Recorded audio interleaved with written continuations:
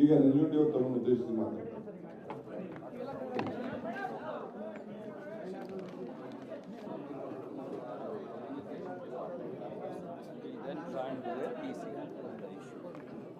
ಎಲ್ಲರೂ ಕೂಡ ಕಾಂಗ್ರೆಸ್ ಪಕ್ಷಕ್ಕೆ ಸೇರ್ಪಡೆ ಮಾಡಿಕೊಳ್ಳಾಗಿದೆ. ಇನ್ನೊಂದು ದೊಡ್ಡ ಸಭೆ ಮಾಡಿಬಿಟ್ಟು ಅವರ ಹಿಂಬಾಲಕರು ರಾಜ್ಯದ ಮೂಲೆ ಮೂಲೆಯಿಂದ ಕರೆಸಿ ಅವನ್ನೆಲ್ಲ ಕೂಡ ಸೇರಿಸ್ಕೊಳ್ಳುವಂತ ಕೆಲಸ ಮಾಡ್ತೀವಿ. ಈಗ ನಮ್ಮ ಸಭೆಗಳು ಹೋಗೋ ದೃಷ್ಟಿಯಿಂದ ನಾನು ಅವ್ರಿಗೆ ಈ ಸಂದರ್ಭದಲ್ಲಿ ನಾವು ಮಾಡಿದ್ದೀವಿ, ದಯವಿಟ್ಟು ಕ್ಷಮಿಸಬೇಕು. ನಂಜುಂಡಿಯವರು ಒಂದು ನಿಮಿಷ ಮಾತು.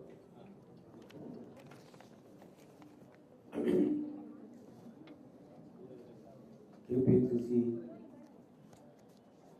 ಅಧ್ಯಕ್ಷರಾಗಿರ್ತಕ್ಕಂಥ ಇಡೀ ದೇಶದಲ್ಲಿ ಯಾವುದಾದ್ರೂ ಒಂದು ರಾಷ್ಟ್ರೀಯ ಪಕ್ಷದ ರಾಜ್ಯಾಧ್ಯಕ್ಷರು ಹೇಗಿರಬೇಕು ಅನ್ನೋದಕ್ಕೆ ಮಾದರಿಯಾಗಿರ್ತಕ್ಕಂಥವ್ರು ಮತ್ತು ಎಲ್ಲ ಸಮಾಜಗಳನ್ನು ತುಂಬ ಡೀಪ್ ಆಗಿ ಪರಿಶೀಲಿಸಿ ಯಾವುದೇ ಮುಲಾಜಿಲ್ದಿರ ಸರಿ ಇದ್ರೆ ಸರಿ, ಸರಿ ಇಲ್ಲದೆ ಸರಿ ಇಲ್ಲ, ಲೀಡ್ರ್ ಆದರೆ ನೀನು ಲೀಡ್ರು, ನೀನು ಝೀರೋ ಆದರೆ ನೀನು ಝೀರೋ ಅಂತ ಹೇಳಿ ಇಡೀ ಪಕ್ಷದ ಜೊತೆಗೆ ಎಲ್ಲರ ವಿಶ್ವಾಸವನ್ನು ತಕ್ಕೊಂಡು ಸಾಮಾಜಿಕ ನ್ಯಾಯವನ್ನು ಪ್ರತಿಯೊಬ್ಬರಿಗೂ ಕೊಡಬೇಕು ಅನ್ನುವಂಥ ನಿಟ್ಟಿನಲ್ಲಿ ಇವತ್ತು ಕಾಂಗ್ರೆಸ್ ಪಕ್ಷವನ್ನು ಇಡೀ ದೇಶ ನೋಡುವಂಥ ಮಟ್ಟಕ್ಕೆ ತಂದಂಥ ನನ್ನ ಆತ್ಮೀಯ ಮಿತ್ರರು, ನನ್ನ ಸಹೋದರರು, ನನಗೆ ಮಾರ್ಗದರ್ಶಕರು ಆದಂಥ ಸನ್ಮಾನ್ಯ ಶ್ರೀ ಡಿ ಕೆ ಶಿವಕುಮಾರ್ ಸಾಹೇಬ್ರೆ, AICC ಪ್ರಧಾನ ಕಾರ್ಯದರ್ಶಿಗಳು ಇಷ್ಟೊತ್ತು ನಮ್ಮ ಸಮಾಜದ ಬಗ್ಗೆ, ವಾಟ್ ಈಸ್ ವಿಶ್ವಕರ್ಮ ಅನ್ನೋದ್ರ ಬಗ್ಗೆ ಬಹಳ ಅರ್ಥಪೂರ್ಣವಾಗಿ ಹೇಳಿದಂಥ ಕರ್ನಾಟಕದ ಉಸ್ತುವಾರಿಗಳಾಗಿರ್ತಕ್ಕಂಥ ರಣದೀಪ್ ಸಿಂಗ್ ಸುರ್ಜಿವಾಲಾ ಸಾಹೇಬ್ರೆ, ನಮ್ಮ MLC ಆಗಿರ್ತಕ್ಕಂಥ ಸಲೀಂ ಅಹಮದ್ ಅವರೇ, MLC ಆಗಿರ್ತಕ್ಕಂಥ ನನ್ನ ಸಹೋದರ ಎಸ್ ರವಿ ಅವರೇ, MLC ಆಗಿರ್ತಕ್ಕಂಥ ಸಹೋದರ ದಿನೇಶ್ ಗುಳಿಗೌಡ್ರೆ, ನನ್ನ ಸಹೋದರಿ ಲೋಕಸಭಾ ಅಭ್ಯರ್ಥಿ ಆಗಿರ್ತಕ್ಕಂಥ ಸೌಮ್ಯ ರೆಡ್ಡಿ ಅವರೇ, ಮತ್ತು ಇವತ್ತಿನ ಈ ಕಾರ್ಯಕ್ರಮ ಕೇವಲ ಜನನ ಸೇರಿಸ್ಬೋದು, ಆದರೆ ಜಾತಿ ಜನನ ಸೇರಿಸೋದು ಕಷ್ಟ.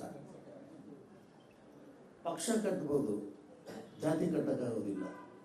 ಆದರೆ ಒಂದು ಪಕ್ಷದಿಂದ ಒಂದು ಪಕ್ಷಕ್ಕೆ ಹೋಗ್ಬೇಕಾದ್ರೆ ನನಗೆ ಮಾರ್ಗದರ್ಶನ ನೀಡಿ ನೀವು ಹೋಗೋದು ಸರಿ ಇದೆ, ಸಮಾಜ ಉಳಿಬೇಕು ಅಂತ ನಿಟ್ಟಿನಲ್ಲಿ ನನ್ನ ಜೊತೆ ಸುಮಾರು ಡಿ ಕೆ ಸಾಹೇಬ್ರು ಯಾವಾಗಲೂ ನನ್ನ ಹಿಂದೆ ಬಿದ್ದರು. ಅವತ್ತಿಂದನೂ ಕೂಡ ಇವ್ರ ಜೊತೆ ಚರ್ಚೆ ಮಾಡಿದಾಗ ಇಲ್ಲ ನೀವು ಸರಿಯಾದ ನಿರ್ಧಾರವನ್ನು ತಗೊಂಡು ಸಾಮಾಜಿಕ ನ್ಯಾಯ ಕೊಡುವಂಥ ಕಾಂಗ್ರೆಸ್ ಪಕ್ಷಕ್ಕೆ ಹೋಗಬೇಕು ಅಂತ ಹೇಳಿ ಇವತ್ತು ಇಡೀ ರಾಜ್ಯದ ಎಲ್ಲ ಜಿಲ್ಲೆ ಮುಖಂಡರುಗಳು, ಬೆಂಗಳೂರು ನಗರದಲ್ಲಿರ್ತಕ್ಕಂಥ ಎಲ್ಲ ನಮ್ಮ ಸಮಾಜದ ಮುಖಂಡರುಗಳು ಇವತ್ತು ಇಲ್ಲಿ ಬಂದಿದ್ದೀರಿ. ಅವ್ರಿಗೂ ಕೂಡ ನನ್ನ ಧನ್ಯವಾದಗಳನ್ನು ಹೇಳಿ ಈ ಕಾರ್ಯಕ್ರಮಕ್ಕೆ ಪತ್ರಿಕಾ ಮಿತ್ರರು, ದೃಶ್ಯ ಮಾಧ್ಯಮಗಳು, ಛಾಯಾಗ್ರಾಹಕರು, ಕಾಂಗ್ರೆಸ್ ಪಕ್ಷದ ಎಲ್ಲ ಮುಖಂಡರುಗಳಿಗೂ ಕೂಡ ನನ್ನ ನಮಸ್ಕಾರಗಳನ್ನು ಹೇಳಿ ಒಂದೆರಡು ಮಾತನ್ನು ನಾನು ಹೇಳ್ತೇನೆ. ನಾನು ಕಾಂಗ್ರೆಸ್ ಪಕ್ಷದಲ್ಲಿ ಸುಮಾರು 15 ವರ್ಷಗಳ ಕಾಲ ಇದ್ದೆ. ನನಗೆ ಸಂಪೂರ್ಣ ಸ್ವಾತಂತ್ರ್ಯ ಇತ್ತು. ಮನುಷ್ಯನಿಗೆ ಯಾವಾಗಲೂ ಸ್ವಾತಂತ್ರ್ಯನೇ ಇರಬೇಕು ಹೋರಾಟ ಮಾಡಬೇಕಾದ್ರೆ. ಹಿಡಿತದಲ್ಲಿ ನೀವು ಹೋರಾಟ ಮಾಡೋಕ್ಕಾಗೋದಿಲ್ಲ. ಈಗ ಡಿ ಕೆ ಶಿವಕುಮಾರ್ ಸಾಹೇಬರಿಗೆ ಪೂರ್ಣ ಸ್ವಾತಂತ್ರ್ಯ, ಅದಕ್ಕೆ ನನ್ನಂತವ್ರನ್ನ ಆಯ್ಕೆ ಮಾಡ್ಕೊತಾರೆ. ಅವರು ಚಪ್ಪಾಳೆ ತಟ್ಟೋರ್ನೆಲ್ಲ ಅವ್ರು ಆಯ್ಕೆ ಮಾಡ್ಕೊಡೋದಿಲ್ಲ. ಈ ಸ್ವಾತಂತ್ರ್ಯ ಇದ್ದಾಗ ನನಗೆ ಗೊತ್ತಾಗುತ್ತೆ ಏನು ಮಾಡಬೇಕದು ಅಂತ. ಅದನ್ನು ನನಗೆ ಸಂಪೂರ್ಣವಾಗಿ ಕಾಂಗ್ರೆಸ್ ಪಕ್ಷದಲ್ಲಿ ಗೊತ್ತಿತ್ತು. ಏನೋ ಕಾರಣಾಂತರಗಳಿಂದ ನಾನು ಪಕ್ಷವನ್ನು ಬಿಡಬೇಕಾಯಿತು. BJP ನನ್ನನ್ನು ಕರ್ಕೊಂಡೋಯ್ತು. ಅಲ್ಲಿ ನನ್ನ ಯೋಗ್ಯತೆಗೆ ತಕ್ಕವಾದಂಥ ಕೆಲಸ ಕೊಡ್ತಾರೆ. ಸಾಮಾಜಿಕ ನ್ಯಾಯ ಕೊಡಿಸೋದಕ್ಕೆ ಹಿಂದುಳಿದು ವರ್ಗದಲ್ಲಿರ್ತಕ್ಕಂಥ ವಿಶ್ವಕರ್ಮ ಸಮಾಜವನ್ನು ಒಳಗೊಂಡಂಗೆ ಕಾಯಕ ಸಮಾಜಗಳಿಗೆ ನನ್ನಿಂದ ಒಳ್ಳೆಯದಾಗತ್ತೆ ಅಂತ ಭಾವಿಸೋದೆ. ಅದರ ಒಂದು ಸ್ಪಷ್ಟವನ್ನು ಕೊಡ್ತೇನೆ. ನನ್ನ ಜೀವಮಾನ ಒಂದು MLCಗೋಸ್ಕರ ಅಲ್ಲ. ನಾನೊಂದು ಕೊಳಚೆ ಪ್ರದೇಶದಿಂದ ಬಂದು ನನ್ನ ಗುರಿ MLC ಆಗೋದಲ್ಲ. ಈ ಹಿಂದುಳಿದ ವರ್ಗದಲ್ಲಿ ಹುಟ್ಟಿರ್ತಕ್ಕಂಥ ನಮ್ಮಂಥ ಸಮಾಜಗಳಿಗೆ ಒಂದು ಧ್ವನಿಯಾಗಬೇಕು ಅಂತ ನಾನು ಹೋರಾಟ ಪ್ರಾರಂಭ ಮಾಡಿದ್ರು. ನನಗೆ MLC ಮಾಡಿ ಕರ್ಕೊಂಡೋಗಿ ಅವ್ರು ಕೂರಿಸ್ಬಿಟ್ರು. ನಾನು ಅಧಿಕಾರ ಮತ್ತು ನನ್ನ ಗೌರವಕ್ಕೋಸ್ಕರ ನಾನು ಹೋಗಲಿಲ್ಲ. ನನ್ನನ್ನು MLC ಮಾಡಿದ್ರು. ನಾನು ಅವ್ರಿಗೆ ಧನ್ಯವಾದ ಹೇಳ್ತೇನೆ. ಭಾರತೀಯ ಜನತಾ ಪಕ್ಷದ ಎಲ್ಲ ಕಾರ್ಯಕರ್ತರಿಗೂ ಧನ್ಯವಾದ ಹೇಳ್ತೇನೆ. ಆದರೆ ನಮ್ಮಂತನ್ನು ಕೂರಿಸಬಾರ್ದು, ಮೂಲೆ ಗುಂಪು ಮಾಡಬಾರ್ದು.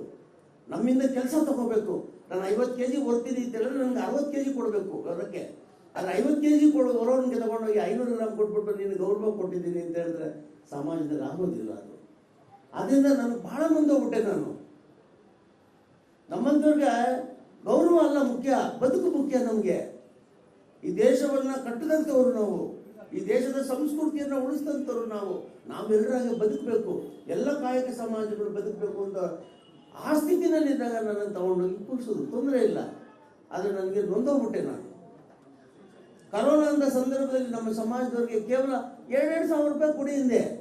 ಆ ಬೆಳ್ಳಿ ಕೆಲಸ ಮಾಡೋರು, ಆ ಕಾರ್ಪೆಂಟ್ರು, ಆ ಚಿನ್ನದ ಕೆಲಸ ಮಾಡೋರು, ಆ ಶಿಲ್ಪಿಗಳು, ಆ ಮರಗೆಲಸದವರು 2,000 ರೂಪಾಯಿ ನನಗೆ ಕೊಡ್ಸೋಕ್ಕಾಗಿಲ್ಲ ಅವತ್ತಿನ ಸರ್ಕಾರದಲ್ಲಿ. ಎಷ್ಟು ನೊಂದೋಗಿರ್ತೀನಿ ನಾನು. ಹೇಳೋದಕ್ಕೆ ಎಬ್ಬೆಲ್ಸಿ ಮಾಡಿಸ್ಕೊಳಕ್ಕೆ ಏನೂ ಆಗಲಿಲ್ಲ ನನಗೆ. ನೊಂದು ಬೀದಿ ಪಾಲ್ ಆಗಿದ್ದಾರೆ. ಅವ್ರಿಗೆ ನ್ಯಾಯ ಒದಗಿಸ್ಕೊಡ್ಬೇಕು. ಆ ದೃಷ್ಟಿಯಿಂದ ಇವತ್ತು ಪ್ರಿಯಾಂಕಾ ಗಾಂಧಿಯವ್ರನ್ನ ಇವತ್ತು ಬೆಳಗ್ಗೆ ಹೋಟೆಲಲ್ಲಿ ಬಂದು ಅವರು ಭೇಟಿ ಮಾಡೋದು ಒಂದು ಡೆಲಿಗೇಷನ್. ನಮ್ಮ ಸೌಮ್ಯ ರೆಡ್ಡಿ ಅವರು ಅವ್ರನ್ನೂ ಕೂಡ ಅವರು ಕರ್ಕೊಂಡು ಬಂದಿದ್ರು. ಅವರು ಭೇಟಿ ಮಾಡೋದು ಗೊತ್ತಿರಲಿಲ್ಲ, ಆದರೆ ರಿಕ್ವೆಸ್ಟ್ ಮಾಡಿದ್ರು. ಸೊ ಟೈಮ್ ಫಿಕ್ಸ್ ಮಾಡಿದ್ರು. ನಮ್ಮ ಗುಹಾ ಅವರು ಕೂಡ ಅವ್ರ ಜೊತೆ ಇದ್ದರು. ಅವರ ನೋವನ್ನು ಎಕ್ಸ್ಪ್ರೆಸ್ ಮಾಡಿ ಅವರೊಂದು ರೆಪ್ರೆಸೆಂಟೇಷನ್ ಕೂಡ ಅವರು ಎಲ್ಲರ ಪರವಾಗಿ ಅವರು ಕೊಟ್ಟಿದ್ದಾರೆ. ಈ ಮಧ್ಯದಲ್ಲಿ 300 ಜನ ಪ್ರಾಣ ಕಳ್ಕೊಂಡಿದ್ದಾರೆ. ಬೇಕಾದಷ್ಟು ಜನ ವಯಸ್ಸಾಗಿದೆ, ಆತ್ಮಹತ್ಯೆಗಳಾಗಿದೆ, ತೊಂದರೆ ಆಗಿದೆ.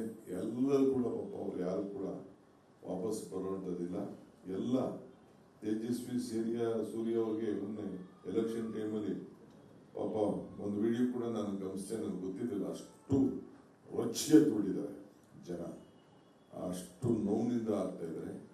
ಸೊ ಅದಕ್ಕೆ ನನಗೆ ಪ್ರಿಯಾಂಕಾ ಗಾಂಧಿಯವರು ಮುಖ್ಯಮಂತ್ರಿಗಳಿಗೆ ನಾನು ಪತ್ರ ಬರೀತೇನೆ, ಮುಖ್ಯಮಂತ್ರಿಗಳಿಗೆ ಹೇಳ್ತೇನೆ, ಅವರು ಮಾಡಲಿ ಬಿಡಲಿ, ಒಂದು ಸಪ್ರೇಟ್ SIT ನಾನು ಮಾಡಿಬಿಟ್ಟು, ಯಾಕೆಂದ್ರೆ ಅವರು ಸರಿಯಾದ ರೀತಿಯಲ್ಲಿ ನಮಗೆ ನ್ಯಾಯ ಒದಗಿಸ್ಕೊಡೋದು ಕಾಣ್ತಾ ಇಲ್ಲ. ಅದಕ್ಕೆ ನಾವು ಪ್ರತ್ಯೇಕವಾದಂಥ ಅವ್ರು ಮಾಡಲಿಲ್ಲ ಅಂತಂದರೆ ನೀವೇ ಅದಕ್ಕೆ ಅವ್ರಿಗೆ ನ್ಯಾಯವನ್ನು ಒದಗಿಸ್ಕೊಡ್ಬೇಕು. ಒಂದು SIT ರಚನೆ ಮಾಡಬೇಕು, ಕಾನೂನು ರೀತಿ ಕ್ರಮ ಕೈಗೊಳ್ಳಬೇಕು ಅಂತೇಳಿ ನಮ್ಮ ಮುಖ್ಯಮಂತ್ರಿಗಳಿಗೆ ಅವರು ಸೂಚನೆಯನ್ನು ಕೊಟ್ಟಿದ್ದಾರೆ. ನನಗೂ ಕೂಡ ಕರೆದು ಹೇಳಿದ್ದಾರೆ. ಇದನ್ನು ಚುನಾವಣಾ ಆದ ತಕ್ಷಣ ಇದ್ರ ಬಗ್ಗೆ ಒಂದು ತೀರ್ಮಾನವನ್ನು ತೆಗೆದುಕೊಂಡು ಈ ಜನರಿಗೆ ನ್ಯಾಯವನ್ನು ಕೊಡಿಸುವಂಥ ಕೆಲಸವನ್ನು ನಾನು ಮಾಡ್ತೇನೆ. ಧೈರ್ಯದಿಂದ ತಾವೆಲ್ಲ ಇರಬೇಕು. ನಿಮ್ಮ ನೋವು ಕಷ್ಟಪಟ್ಟು ಕೂಲಿ ಮಾಡಿ ಇದನ್ನು ಉಳಿಸ್ಕೊಂಡು ಸೇವಿಂಗ್ ಮಾಡಿಸ್ಬಿಟ್ಟು ತಾವೆಲ್ಲ ಉಳಿಸ್ಕೊಂಡಿದ್ದ ಹಣ ಇವತ್ತು BJPಯ ಮುಖಂಡರ ಪಾಲಾಗಿದೆ. ದಯವಿಟ್ಟು ಇಂಥ ಅನ್ಯಾಯ ಆಗಬಾರ್ದಾಗಿತ್ತು. ನಮ್ಮ ಇಡೀ ಒಂದು ಸೌಹಾರ್ದತೆ ಮತ್ತು ಬ್ಯಾಂಕ್ ಸಿಸ್ಟಮಲ್ಲಿ ಇಂಥ ವಿಚಾರದಲ್ಲಿ ಮುಂದಕ್ಕೆ ಯಾವ ರೀತಿ ಒಂದು ಕಟ್ಟುನಿಟ್ಟಿನ ಕ್ರಮವನ್ನು ಕೈಗೊಳ್ಳಬೇಕು ಅನ್ನೋದನ್ನು ನಾವು ತೀರ್ಮಾನವನ್ನು ನಾವು ಮಾಡ್ತೇವೆ. ವಿಶ್ವಾಸ ಇರಲಿ. ಇಷ್ಟು ಮಾತ್ರ ಈ ಸಂದರ್ಭದಲ್ಲಿ ನಾನು ಹೇಳ್ತಾ ಇದ್ದೀನಿ. ಈಗ S I'm talking about Guru Raghavendra and Vasishtha Bank. They all met. Our leader, Srimati Priyanka Gandhi. Priyanka Gandhi just gave me the representation, copy of the representation. She said, Madam said that she is going to forward it and speak to the Chief Minister also. Since CBI has not taken it forward, it is our bound duty to give them protection. There is more than 3 lakh depositors. Many of them have died.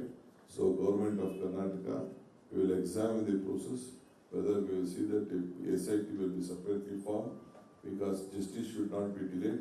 All of them are senior citizens. It is the bound duty of Karnataka and Government of Karnataka to protect their interests. We will stand by them, we will protect them, we will see that justice is being given. Since BJP is involved in it, all the BJP leaders are heading it. I think we have to, not only in the interest of political anger, on humanity, we have to take it forward and help them. Thank you. ಈಗ ನಮ್ಮ ನಂಜುಂಡಿ ಅವ್ರನ್ನ AICC ನಮ್ಮ ಪ್ರಧಾನ ಕಾರ್ಯದರ್ಶಿ ಅಂತ ಸುರ್ಜಿವಾಲ್ ಅವರು ಅವ್ರನ್ನ welcome ಮಾಡ್ತಾರೆ.